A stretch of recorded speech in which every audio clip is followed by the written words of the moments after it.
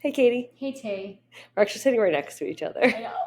I mean, I feel like people, if you look at the video, like the windows look the same. Yes, and Wait, really quickly, Okay. I forgot to so I got this arc from like a romance writer, and like look at the font on. It's like a document, not an actual like whatever. Like on the Kindle's even smaller. I first looked at this, I was like, maybe I just won't read this because this is so I'll show the camera. Like it is so tiny. I read it till 2 a.m. one day. I was gonna say that's like you. Yeah, that's the book that you were like anxiety reading. I actually need to. Yes, yeah. I need to come up with a quote now because she wants to put a quote of mine on her Amazon page. Oh, it's amazing! Was, like, so cool. But I was like, I need a little bit because my brain's mush. But like, I don't have words like that, so I'm like trying to think of like what to say. I feel like all you do is come up with like a cute little one-liner. He grovels, and I might even like you could say like all men should grovel the way that or which one is supposed to grovel, or like every woman loves a man on his knees, like something like that. Yeah. I mean, it's true. We do. He does mention how he's gonna chase her, so maybe I can like do something like that too. Yeah. Like every woman deserves to be chased by like or, I don't know, something along those lines. But anyway, I saw that as I was going into my Kindle app to pull up this book. Yeah. So but we're not here to talk about that. We're here to talk about Ruthless Vows by Rebecca Ross. Yes. So many Rebeccas, I feel like. I'm like, which one are we talking about? I'm a little annoyed because we are at Katie's and I forgot my book. And you guys know that I love to like read quotes and do my whole... But I'm not going to be able to do that today. And there are a lot of good quotes in the book. It is the second installment in the Letters of Enchantment series, I believe. Mm-hmm. So the first book is Divine Rivals. So if you haven't read that, stop what you're doing, go read it, come back. Anyway, it takes place kind of like I don't want to say immediately following Divine Rivals, but very soon after. Iris is back to work at the Ink-Ridden Tribune. Yep. And she's with her brother. They're back at the flat. Her brother rescues her at the end of Divine Rivals. And our little angel baby Roman is not well. He was crawling to her. Literally. Like crawling through gas. And like he's all injured and he's just trying to get to his wife. And her brother's like, you need to come with me or you're gonna die. And then the god, okay, is it daiquiri? I said daiquiri. That's how I pronounced it. Like a daiquiri, as in like. Okay, no, so it's an Australian. Is it like Docker or like something like right? Weird? That's what I was gonna say. I was pronouncing it daiquiri the whole time, because there's an actor. I believe it's Daiquiri Montgomery. He's in Stranger Things. He's Billy, the brother. Yes. But how do you say his name? Daiquiri pronunciation. Why don't you just go to the... Okay. Let's Google it too. No, I got it right here. Okay. Generally, in British English, it is said as Dacre. Dacre. Stress on the first syllable or... Okay, so Dacre. Daiquiri if you're American, I guess. Or, I don't want to say if you're American, if you're just an idiot like us. Yeah. Okay, so Dacre. Whatever, sure. Anyway, the god, he finds Roman, he heals him, he wipes his memory. Yes.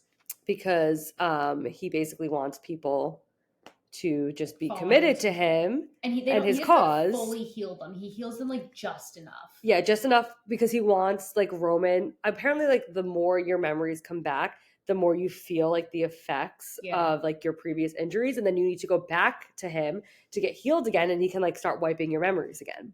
Yes, he's a bad guy. Very bad guy. I feel like what I loved about Divine Rivals, the first book, was you don't really like know what's going on with the war. You don't really like know what's going on with the divines or the gods.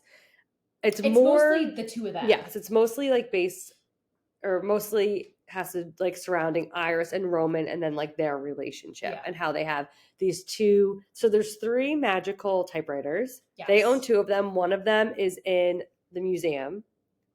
And there's not like a lot of world building that goes on. No. It's very character driven, but there is a plot there. Yes. But that makes any like a sense. I feel like in Ruthless Vows now, because they're separated, I was expecting, I feel like, more plot. I still don't really understand the world or the gods. No, and okay. So I will say Katie and I had very different opinions about this. Let's set the standard for this. So we got a text from Mary who read it prior to us. Yes. And because we started a few days later. So yes, she finished before we did. Before we did. So she did say to us, like, this was not what I was expecting. My advice is to go in with like lower expectations. Yes. So I went in just like, it is what it is. Like, that's kind of how I approach this. I will say, I feel like a lot of times in fantasy books, whether it's YA or not YA, like an NA, a lot of times like that sophomore book is so heavy on like crazy world building. Yep. And I feel like sometimes, like even Iron Flame, like I feel like you got like, it was good, but it wasn't, it wasn't fourth wing to me. And that's like, whatever. But so like, I kind of went into like not expecting like this grand like build of a world. And I feel like she did this on purpose. Well, I would think that, except that's it. There's not a third book. No. So like, I'm a little, you get like a little bit of a glimpse of it as to, like what the gods are and like what's her face did. Enva did to like, she kind of like tricked, who'd she trick? The Chancellor? Yes, but like, okay, this is my question. The Chancellor, is he like the ruler of the country? Is he like the ruler of Oath, the city? Like, there's like the city, and then there's like little like villages.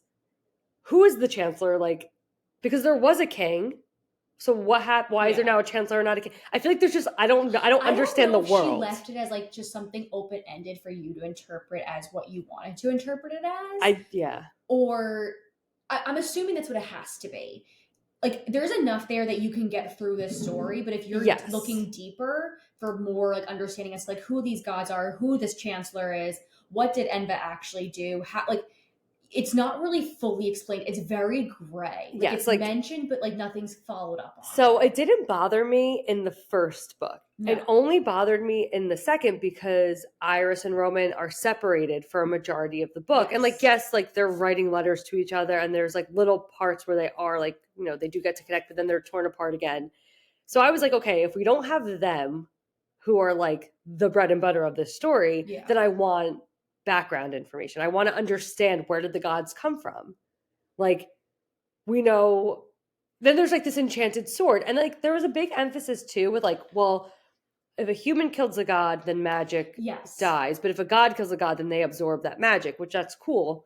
Enva couldn't kill Dacker, but Dacker could kill Enva. I understood all that. But there was like an emphasis too where they were like, but if we both die, then like there's no magic left in the world. And like, that would be terrible. But would it? Because like the magic is like, oh, we have like enchanted typewriters and like there's a cafe that like the tea's always warm and like everything's always fresh. But like, what else is the magic? What else is there? Like, why is it that important that we keep that? Besides like it just being like cool that there's just magic in the world. Yes. No, I hear you. And apparently the magic like has to like be on like one of like the ley lines. But again, it was things that I think weren't described in enough detail. Where in the first book, it didn't bother me because it was more character driven. But then when you have the character separated, I was like, okay, like we're going to get more plot, and we didn't get it. I think you still, so you still get plot, but I think it's a very slow moving plot. Yes. Because yeah. I will say I very much appreciate Rebecca bringing Roman's memories back quick. Yes. And the fact that they were able to get I think they call it the Alouette. Typewriters, like they were able to break in and grab another one of those. Yeah, they so Iris, they get rid of. Okay, so I think that so in the beginning they're like, which typewriter is yours, to Roman, and he's like, oh, it's this one. So they get rid of his and they give him Iris's, even though he picked his. Like, yes, and I feel like that was kind of. I think they did that because it was a trick. I think like they didn't want him to have something personal that could help trigger his memories quicker. Yeah, like not realizing that the typewriters were connected. Yes. And also like, okay, so Roman's dad was an like, asshole. Well, yeah, I mean, the worst. But he was like on Dacker's side. He was like on that side of the war.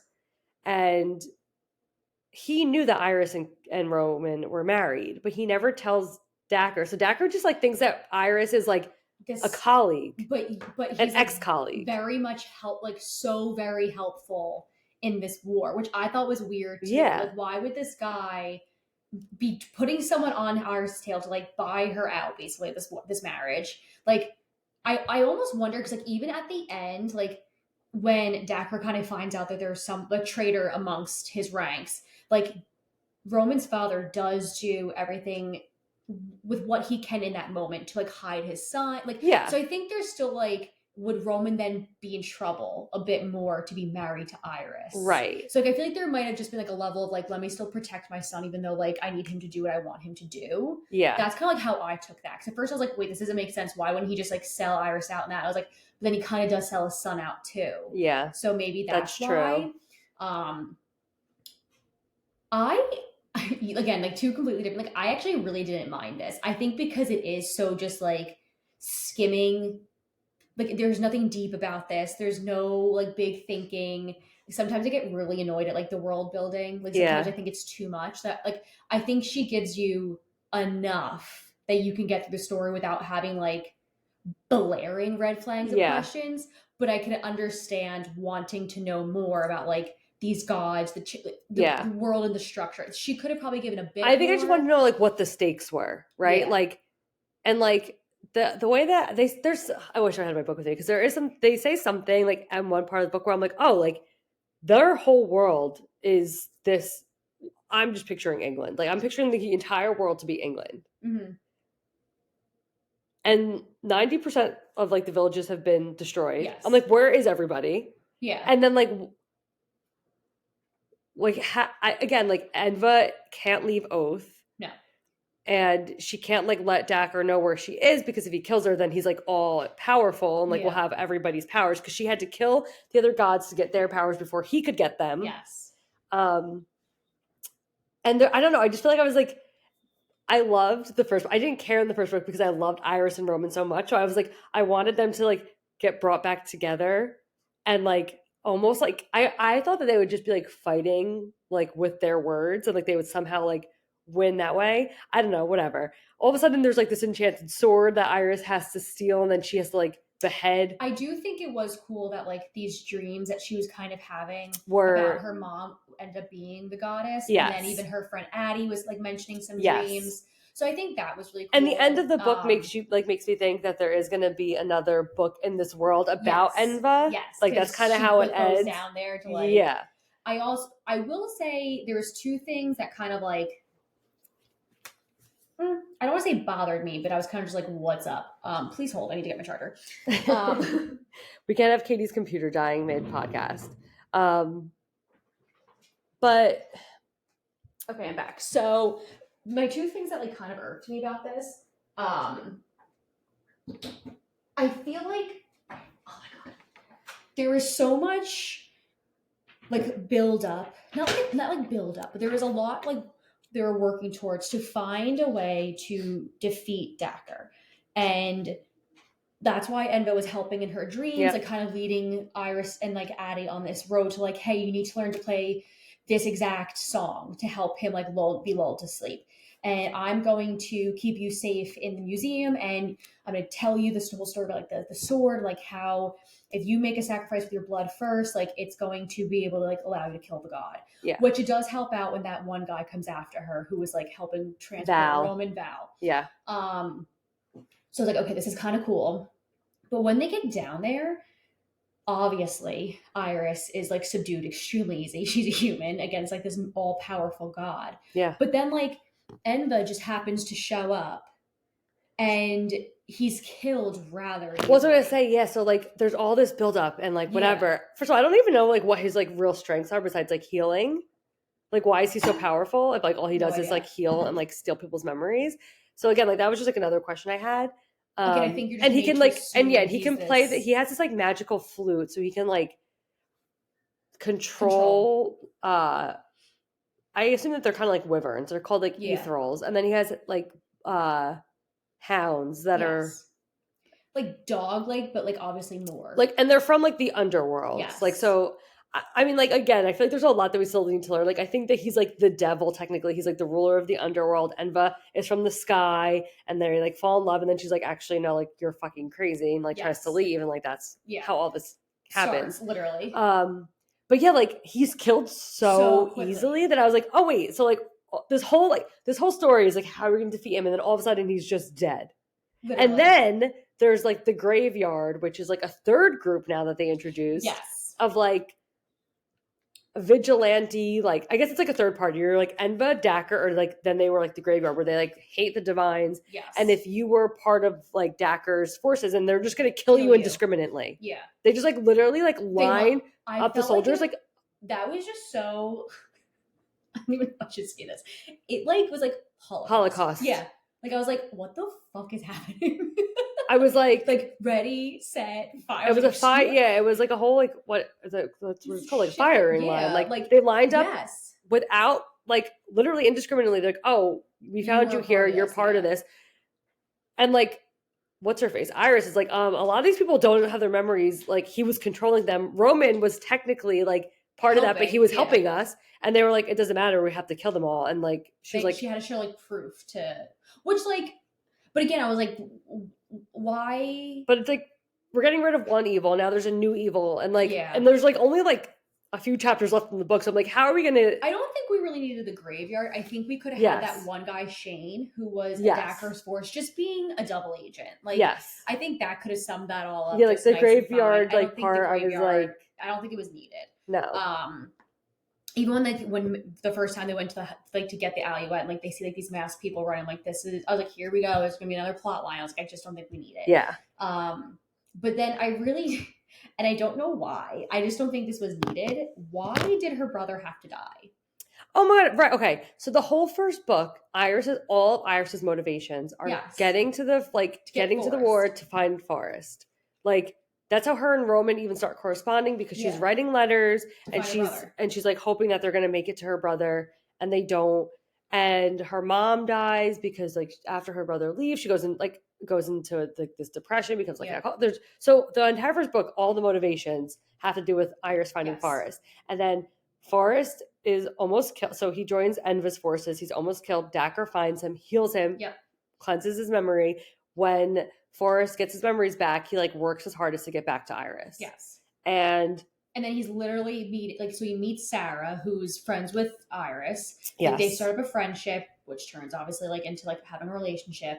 And then he go like, so as they know that Dacker's forces are about to bomb the whole city, village, whatever it is. And they figure out you need to take shelter in homes that lay on ley lines because they're not going to actually come down. So Forrest goes to like get Sarah and her dad to bring them to one of these places. And it is said, like, as they're running with Sarah, I need a clarification. Did the dad, I'm assuming her dad did not die because like they were clearly moving too fast for the dad to keep up with. And like in the newspaper clipping, it only shows two names. So I'm like, I'm going to go on an assumption that like the dad. But why did Forrest have to die? Right, because I feel like I thought he was going to be such a bigger role to play in this book because I thought that he was going to be like, I'm a soldier, I can go with you, and we can go like break Roman out, or like we can figure something out together. Yeah, and like I mean, Iris knew before the paper was printed. She's the one who came up with all the listed addresses on the ley line. Why not just go the night before? Like, why not be like Forrest and Sarah? You guys go to like this location the night before. Yeah. Like, why did Sarah have to go to work? Like, I'm just like vastly confused. Also, Tobias, the Roadrunner guy. Yeah. I thought he was really cool and I liked him, but like, I almost wish he wasn't I understand like him and Addie become something, but like, I wish there was like a Forrest's role. Like, okay, I'm going to now help my sister because this is the cause that she believes in. Like, it would have made more sense for Forrest to be the Tobias role. Like, I'm going to help you. Like, I'll be like the runner. I have like this car, whatever, blah, blah, blah. And him getting with Addie so that it's like part of the story. He becomes a mechanic in the story. Yes. Like, so I just feel like, like I end up like getting this car. Like, this is what we're going to do. Like, we're going to. And again, I feel like even his death was very low stakes because we don't see it. So it's not until the end of the book where they're like cleaning up rubble that she finds like her brother's body. Yeah. I literally stopped reading at one point. I was like, I just don't think this was needed. Like, no. This poor girl for a whole book, like, just wanted her brother back. And like, and then she gets him back and then she has to leave because she's like, needs to find her husband now. Yes. And again, like, I just feel like because of the work with book one about the brother, like, it would have made more sense that like, introduce Tobias in a different way if you want to, but like, I just don't think, or it could be like the four of them, like or something like, but I think Forrest should have been a more pivotal part. and like helping to with Emba's forces to like clear out this one village that they're about to bomb. So they saved in like so many innocent lives by doing that. Like, but even what's her face? Pringle, Addie, no, Enva, no, Helena, no. Marisol. Yes, I wish that we. I wish we had like more of her too. She was huge in book one. She kind of just like you get like a couple instances of her and like. I mean, I get it because they're not staying at the B&B anymore, but like again, I wish there was like correspondence with her. So I have an issue, and this is my issue with Gold too. I don't think that every character needs to have a relationship. Agreed. Like Iris and Roman are enough. So Forrest and Pringle didn't make sense. If they wanted Addie to have a relationship, again, it should have just been Addie and Forrest. We didn't need to introduce an entire new character. No. And I like Tobias. I think he's a cool character. I think he was cool. But I think you could have just made that Forrest. We don't know anything about Forrest. So like Tobias could have just been Forrest. Yes. And again, like you didn't need to build a relationship between Addie and Forrest. Like no. It didn't need to happen. I think Iris and what's her face and Roman were it. Like that's all I cared about. Because my favorite parts of the book were when they were together and their correspondences. Yes. Like that was the best. Like that's where the book shines. Is like when they're together. Or when they're like in their letters. Or their letter. I mean, like I knew that they were going to be separated for a while because I'm like, why else? Like it's the letters are such a big part. Yes. So I knew that like whatever. So that part like it didn't bother me. That's like where the story really does shine. So I just wish we had more of it. Agreed. And again, like even if you wanted to do the whole Forrest and Pringle thing, I think it would have been fun. I honestly forgot all about Sarah Pringle. Like same. Until I was like, wait a minute, didn't she like help? Because like the last name like stuck. Obviously, who doesn't like fucking Pringles? So I was like, you know what I mean? Like that like stuff. I was like, oh yeah, I forgot about this. They were friends from the Oath Gazette, but like. Yeah, like I didn't need her again. No. Like she kind of like after the first book, like I forgot all about her. I just don't know what purpose his death was serving to the storyline. It wasn't. There was no purpose except maybe to be like, oh, like in war, like people die, which we understand. Yeah, but I get it. But like it wasn't a war focused book. That's the thing too. Like it wasn't a war focused book where I think people needed to die for like just to like show like the call like the downside to Iron Flame. Those books all make sense in terms of war. Even in like ACOTAR, you can even say like in the third. Yes, like I honestly wish that SJM killed more people in Throne of Glass. No, and I'm not okay. Like I mean, yes, a joke. I was gonna say Kale, but like only spoiler alert for Throne of Glass. Sorry, that bring it up. Only Gavriel dies. Yeah, that's like a a main character, like character that like you like learn to care about. Yeah. And that's a book that's all about war. Yes. I mean, the 13, of course, as well. But like, you don't really know those characters as well as Gabrielle. But you know what I mean? Like, you like in those instances, like you're like, okay, like, well, they're in war. You're expecting people to die, and like the main like plot of Throne of Glass is war. Yes. Where like that's not the main focus of these books. Like, yes, there is a war going on, but the main focus isn't the war. So I don't think that she needed to kill Forrest to like show again, that like the negative effects of a war. She saved Marisol's wife, Keegan. Yeah. Which I'd almost rather than Keegan's death because she is military. Like she's still in the military, a higher ranking official. So like, and we know a lot of like civilians were dying with the bombs being dropped. Like we knew that this was happening. I don't think Forrest needed to die. And again, like it just kind of like came out of nowhere. Like everybody was like getting to safe locations, and then all of a sudden it was like Forrest and Pringle didn't. Yeah, even like or like why not just kill like Addie's whole family? Like no, not the father. He was so sweet. Teresa. I'm just saying, if you wanted if you needed like to show that like innocent civilians were dying, kill characters that really or kill don't. Like other people from like the Tribune or Helena. Like no offense, like but you know what I mean? Yeah, like I just don't think Forrest dying was doing anything for the story. No. I even wish there was a little bit more of like when they broke into the museum, I wish there was a bit more. It just seemed easy. Yeah. I don't know. I really did like this. And I think again, because I went in with like lowered, muted expectation and was kind of just like think surface level. Like that's how I approached this. Yeah. I think I gave it like 4.5 stars. I gave it 3. What did I do? What did I do? I love the first one so much that I don't want to be like, don't read the series. It's not worth it. No, I think you should read the series. But like, just know that too. It's just know you're not getting a ton of background information about. I would say just know that I gave it 5 stars. I must have really enjoyed it. You're gonna be really bored. Okay, that's the thing too. Like I will sit and read for like 10 hours straight. I would pick up this book. I wasn't bored. I was bored. I would pick it up, read a chapter, put it down, and like look at TikTok. And I honestly never do that. I was not bored. I was really bored. You literally put boring in your book. I think, again, I think because I literally went in with very low expectations. Like, it's just think of it as like a very slow moving plot, and what you're getting in like your big shebang is right at the end. I gave it 5 stars. Yeah. I liked it. Like I'm nitpicking here, like everything I just went over. I was gonna say, I feel like this whole podcast has been like about like my dislike of the books. We could talk about good things though. This is why I wish I had my book, because I would love to like read. There's, again, like I said earlier, where this book shines is when Iris and Roman are together. I think that Rebecca's writing, I think her writing is beautiful. Yeah. I don't no issue with like her writing. I just had an issue with the plot, but like her writing is amazing.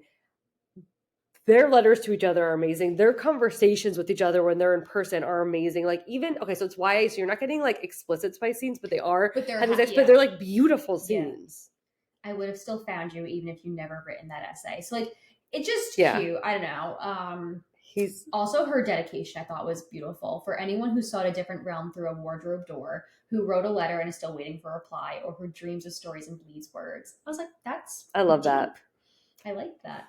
I'm okay because I forgot my book. I'm just like looking up quotes. The space bar thing was my absolute fucking favorite, because like the whole thing of it was he didn't want her to write first. Oh yeah, the ER this is me testing my typewriter. Yeah, like it was so cute. It's like they had to send like a test at first, and they both said that they would burn their letters, which is like how he's found out. Both of them didn't burn their letters. See, like I thought like when Dacker has the letters, and it's because like Shane just like, I found them. I thought that they didn't actually get like destroy the third typewriter, and that coming through the typewriter. Because when Iris steals the first typewriter from the museum and she gets it in her room, all of their letters come shooting out, both of them, because it's the third typewriter. So whatever I type and shove it under the door, it goes to both of the other typewriters. Yes. So I was like, whoever has Roman's typewriter smart, actually, is gonna be getting all of these letters. That actually would have been like a really cool plot point, like Dacker getting these, but like Roman thinking he had no idea. And like they're not using each other's names at first, so like it's kind of like, what the fuck are these letters? Or I thought like somebody else, like maybe I was like, maybe Val isn't bad and Val's getting the other letters and he's secretly going to be helping them, but Val was bad and he had to die. And he's like, okay, so I guess like once Roman, so they see each other, he's already like remembering her, but not like who she is. And then he like touches her and all of his memories come back. Yeah. And he's like, okay, you need to like escape. Like I'll like whatever. And then he writes to her and he says, should I be surprised that I was falling in love with you a second time? Should I be surprised that your words found me here, even in the darkness? And I've been carrying your letters close to my heart and they're a shield to protect me. And it's just, they have like I don't want to even call it banter, because it is banter, but it's bigger than banter. It's like lyrical poems. It's literally like they are like writing like just beautiful poetry back and forth to each other. And it's not poetry. It just reads like it is. Yes. I this is a test to ensure that the strike bars E and R are in good working condition. It's literally just like E, R, E, R, E. Oh, I love it so much. What else has she written? I don't know. I've never heard of this girl. I've never ventured even to look as to who she is. Was that her debut with Divine Rivals? I don't even know. I'm gonna go on a limb and say no. No. Is that it? The Queen's Rising series she's written. Okay. She hasn't written much. Sisters of Sword and Song. I feel like I've heard of that. Dreams Lie Beneath. They seem to all have really good ratings. The Queen's Rising seems to have really good ratings. But this was just phenomenal. Okay, wait, I'm going to read something else. Because I had this highlighted in my book. Okay. So Roman, once he gets his memories back, he types to her a letter or whatever, and he puts an asterisk next to outshine. And she's like, what was that for? A typo? And he always says PS's at the end. So he types her back, whatever. And then he goes, PS, a typo? No, I simply forgot to add a footnote, which should have read as outshine, transitive verb, to shine brighter than, or to excel in splendor or showiness. You remember how you said that word to me in the infirmary post trenches. You believed I had come to the bluff to outshine you. And I would speak this word back to you now, but only because I would love to see you burn with splendor. I would love to see your words catch fire with mine.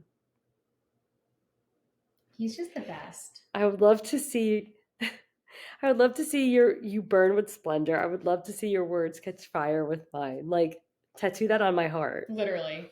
It's actually really funny that we're talking about love notes because we were talking the other day about how like it's so sad. Okay, so I don't even know why it came up, but when my parents like were first dating and like they worked together, my dad would like leave my mom love notes like on her desk every morning, like little like post-its, like he would just like write like little notes.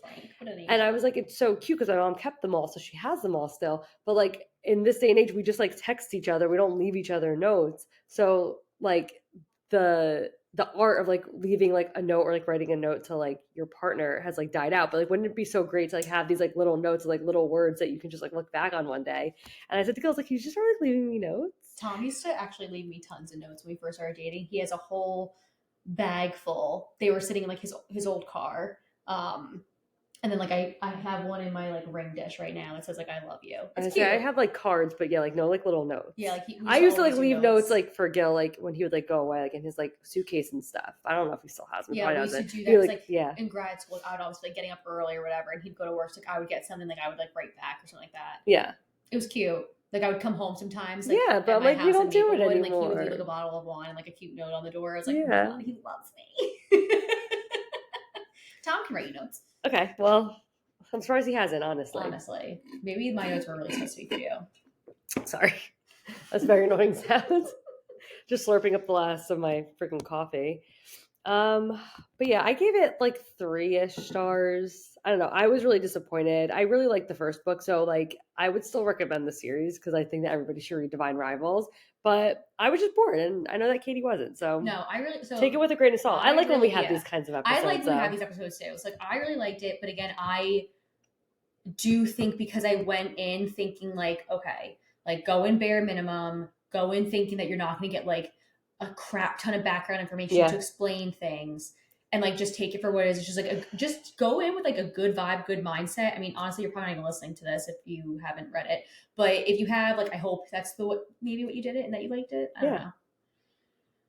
I saw myself there and I was like, wait, what the fuck? But duh. I know. I keep looking at myself on like your screen and then I'm like, oh hey. Also, the UK covers are so much more beautiful than the US covers. But you want to know what? That's like a lot of series, honestly. It's a ton of series.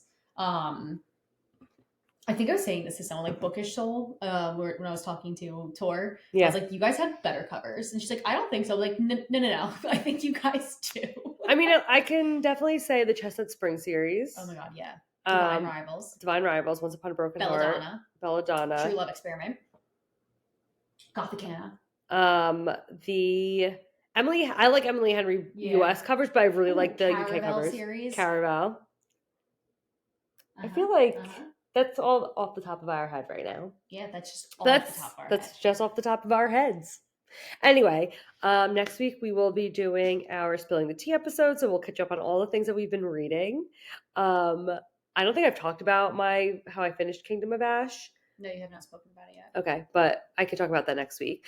I have a lot of just like Throne of Glass opinions in general. If you follow us on Instagram, you may have read them today because I posted a lot of my thoughts, but then I ran out of room, so I had to stop typing. Like literally, Instagram was like, "You're done."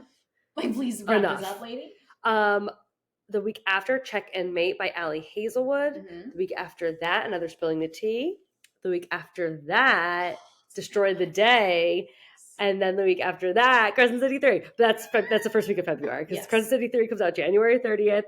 If you guys, I'm going to just like plug this at the end of every episode leading up to it. If you guys need a refresher, we did a Crescent City episode, books 1 and 2 in March of last year, May. You know what we should do? We should repost them on our Instagram too. Yeah, I'm going to. I think it was May 9th. Is Katie going to look it up? I could also just please hold. I have a better idea. Okay, well, while she's looking it up, I think it was May 9th. Do do do do do do do do do do do do. Of last year. Yep. Crescent City, big one. Yeah, reread 510. 510. Okay. So yeah. So if you guys need a refresher before book 3, I think we're gonna try to do the audiobooks. But anyway, if you need a refresher, go listen to that episode. And yeah, that's pretty much it. So we'll see you guys next week. Chance. And don't forget to leave a comment on all of our Instagrams about how amazingly beautiful, talented, wonderful, aesthetically gorgeous, and smart and beautiful we are. And as always, you can follow us on TikTok, Instagram, the BFF.book club, and that's it. Okay. Anyway, Katie. Bye.